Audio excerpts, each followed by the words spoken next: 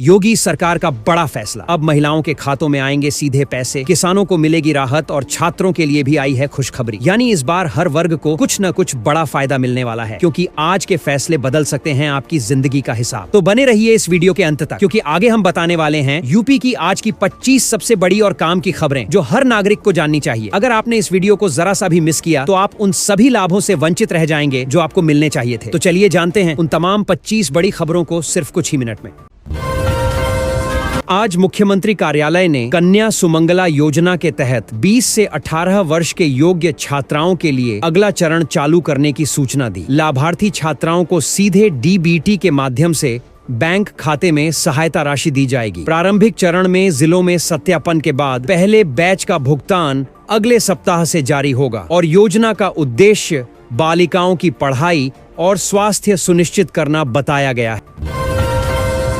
लखनऊ में राज्य सरकार ने प्राथमिक विद्यालयों और महाविद्यालयों में वंदे मातरम के नियमित गायन का निर्देश जारी किया। शिक्षा विभाग ने शहर जिलों को आदेश भेज दिए हैं कि प्रतिदिन या साप्ताहिक स्तर पर कार्यक्रम संपन्न कराया जाए। इस कदम का उद्देश्य छात्रों में राष्ट्र चेतना बढ़ाना बताया गया है और आदेश तुरंत प्रभाव से लागू होगा। प्रदेश में उत्तर पूर्वी जिलों में मौसम विभाग ने हल्की बारिश व तीव्र हवाओं का अलर्ट जारी किया। जिलाधिकारी स्तर पर बारिश प्रभावी मार्गों की सफाई और पेड़ों की कटान निरीक्षण की हिदायत दी गई है ताकि ट्रैफिक बाधित न हो। परिवहन विभाग ने हाईवे पर अतिरिक्त गश्त और सतर्कता बढ़ाने के निर्देश दिए।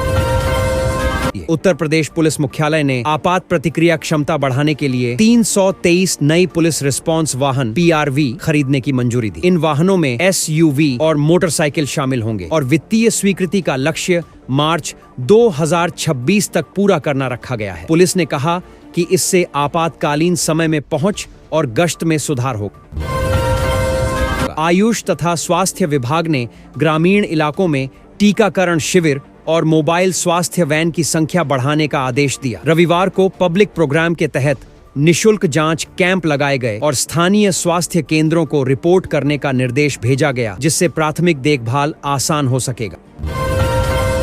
राज्य सरकार ने 1.86 करोड़ उज्ज्वला लाभार्थी परिवारों के लिए साल में 2 मुफ्त LPG रिफिल देने की योजना का दूसरा चरण घोषित किया। पहले चरण में अक्टूबर-दिसंबर के लिए लाभार्थियों को रिफिल मिले और कुल आवंटन व वितर्क के माध्यम से डीबीटी तथा तेल कंपनियों के संयुक्त प्रयास से चरणबद्ध वितरण किया जाएगा। वित्तीय प्रावधान तथा प्रवर्तन तिथि आधिकारिक आदेश में सूचीबद्ध है।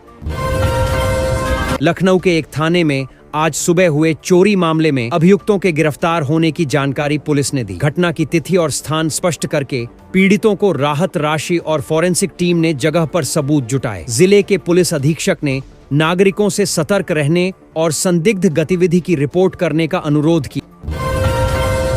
राज्य पर्यटन विभाग ने भारत पर्व में भागीदारी के अवसर का उपयोग करते हुए उत्तर प्रदेश के सांस्कृतिक पवेलियन में अयोध्या, काशी और ब्रज की झलकियां प्रस्तुत की। कार्यक्रम में कलाकारों और लोक कला प्रदर्शनियों के माध्यम से राजकीय पर्यटन आकर्षण और निवेश संभावनाओं का प्रचार किया गया।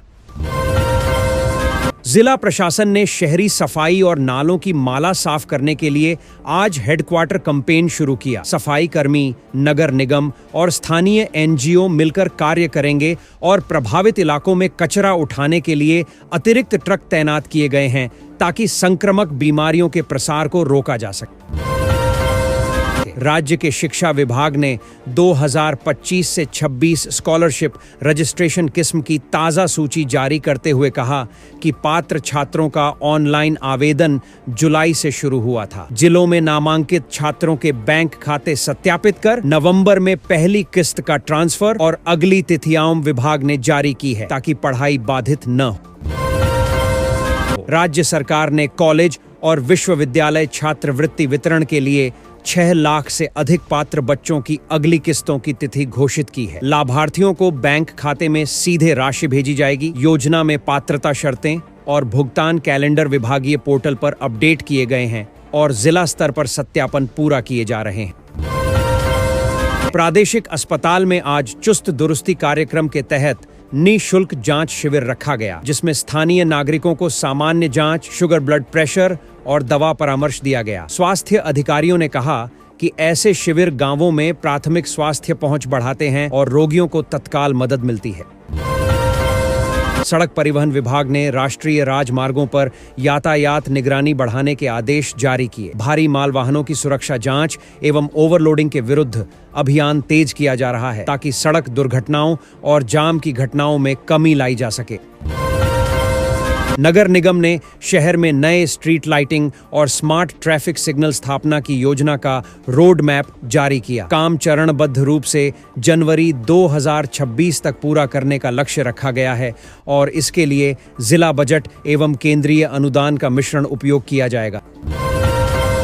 महिला कल्याण विभाग ने निराश्रित महिला पेंशन योजना के तहत लाभार्थियों की सूची और अद्यतन भुगतान तालिका सार्वजनिक की। योग्य विधवाओं और अनाथ महिलाओं को मासिक पेंशन दिए जाने की व्यवस्था के तहत आवेदन सत्यापन पूरा होते ही पेंशन डीबीटी के जरिए भेज दी जाएगी। पात्रता और आवेदन प्रक्रिया विभाग के पोर्टल पर उपलब्ध है। राज्य में शिक्षा अधिकारियों ने लॉक कैंपस कार्यक्रम में भागीदारी बढ़ाने के निर्देश दिए। स्कूलों में करिकुलम बाहरी कौशल प्रशिक्षण और जीवन कौशल पर विशेष क्लास जारी रखने के निर्देश स्थानीय प्रिंसिपलों को भेजे गए ताकि छात्र तैयार हों। कृषि विभाग ने रब्बी सीजन से पहले 92,000 से अधिक मिनीकिट बीज तथा इनपुट पैकेज किसानों में वितरित करने का कार्यक्रम चलाया। लाभार्थी छोटे व सीमांत किसानों को उपलब्ध कराए जाएंगे और वितरण कैंप जनपद स्तर पर आयोजित किए जा रहे हैं ताकि बुवाई समय पर और बेहतर तरीके से हो सके। प्रथम दृष्टि में आज छोटे उद्योगों के लिए एक नया निवेश सम्मेलन घोषित किया गया, जिसमें राज्य निवेश बोर्ड ने MSME को सस्ते ऋण और टेक्निकल सहायता देने का वादा किया। सम्मेलन में निवेशकों को सुविधाएं और भूमि आवंटन संबंधित नीतियां साझा की जाएंगी। विद्यालयों में आज यूनिट परीक्षाएं और करियर गाइडेंस सत्र आयोजित किए गए। स्थानीय शिक्षा अधिकरण ने कहा कि छात्र आत्म मूल्यांकन के लिए इन गतिविधियों से लाभान्वित होंगे और स्कूलों को रिजल्ट एनालिसिस रिपोर्ट जिला कार्यालय में जमा करनी होगी। इलाके में आज न्यायालय ने एक उच्च प्रोफाइल मामले में अगली सुनवाई तिथि घोषित की। पक्षों को सबूत रजिस्ट्रेशन के लिए निर्देश मिला और न्यायालय ने चकित कर देने वाली वित्तीय दावाओं के सत्यापन हेतु समुचित दस्तावेज मांगे। राज्य की पुलिस ने राष्ट्रीय सुरक्षा एजेंसियों के सहयोग से एक आतंकी संबंधी जांच में छापेमारी कर कुछ संदिग्धों को हिरासत में लिया। स्थानीय प्रशासन का कहना है कि पूछताछ जारी है और प्रभावित इलाकों में सुरक्षा व्यवस्था और जेल सुरक्षा बढ़ा दी गई है।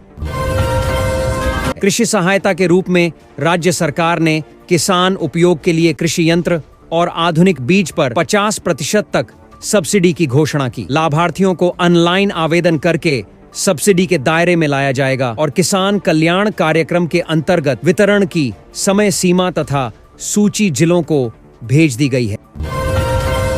संवैधानिक और न्यायिक सुधारों से जुड़ी स्थानीय नीति पर आज एक सार्वजनिक परामर्श सत्र आयोजित किया गया। नागरिकों, शिक्षाविदों और वकीलों ने भाग लेकर सुझाव दिए और प्रशासन ने कहा कि इन टिप्पणियों को नीति डिजाइन में शामिल किया जाएगा। उद्योग विभाग ने निवेशकों के लिए एक नई इंफ्रास्ट्रक्चर पॉलिसी का मसौदा दिखाया, जिसमें ग्रिड कनेक्टिविटी और भूमि सुविधा तेजी से उपलब्ध कराने के उपाय हैं। नीति को अंतिम रूप देने से पहले अगले महीने सार्वजनिक सुझाव आमंत्रित होंगे। सामाजिक न्याय विभाग ने छोटे समुदायों के लिए आज कौशल विकास प्रशिक्षण और रोजगार मेलों का कार्यक्रम घोषित किया। लाभार्थियों को प्रमाण पत्र, प्रशिक्षण और नियोक्ता मिलान का अवसर दिया जाएगा ताकि स्थानीय स्तर पर रोजगार सृजन बढ़े।